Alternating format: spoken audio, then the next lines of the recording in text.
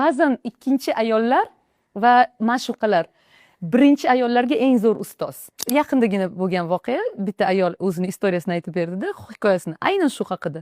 Ikkita ishda ishlayman deydi. Erimni daromadi bir kunda 5000, 6000 ga chiqgan deydi. Men o'shanda ham, "Yo, endi bu kishi endi oyoqqa turyaptilar, men qanday so'rayman?" deb o'zimga hech narsa so'ramasdan faqat ishlab topganimga magazinga boraman, do'konga, "Nasiyaga bering, shuni ko'ylak olsam ham" deydi, "Nasiyaga olardim" deydi. Bir kun shuni telefonidan SMS ko'rsam deydi, ro'yxat deydi, ana shuncha. Tushunishingiz uchun men oilada bozorni ham o'zim qilardim deyapti-da.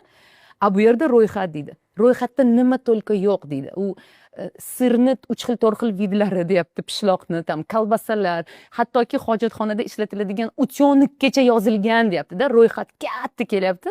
Kim yozyapti u ro'yxatni? Ayol. Ayol yozyapti. Bizga bozor kerak, jo'nik deb oxirida asalik qilib, chiroyligini qilib SMScha yuborgan. U ayolning qo'liga kelgan. "Ha!" degan. Ana qanaqa yashash kerak ekan. Ba'zan ikkinchi ayollar va ma'shuqalar birinchi ayollarga eng zo'r ustoz.